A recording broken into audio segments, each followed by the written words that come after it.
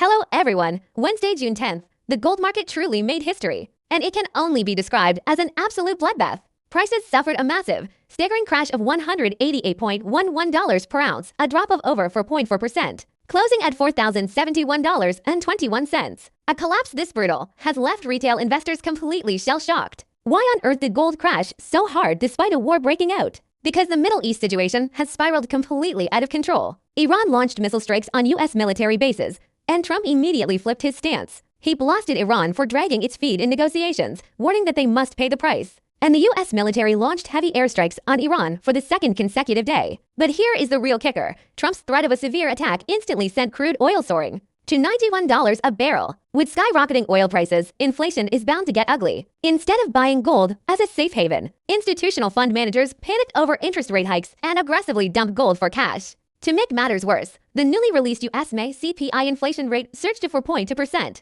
hitting a 3-year high. Between rising oil and explosive inflation, the CME FedWatch tool shows the probability of a December rate hike is holding firm at a high 67%. What the market fears most now is that the Fed will keep hiking rates throughout 2026, which makes non-yielding assets like gold dead in the water. We have the PPI data coming out tonight. If those numbers blow past expectations too, the $4,000 psychological baseline could be in serious jeopardy. Watch your step out there and fasten your seatbelts. This content is for reference only and does not constitute investment advice.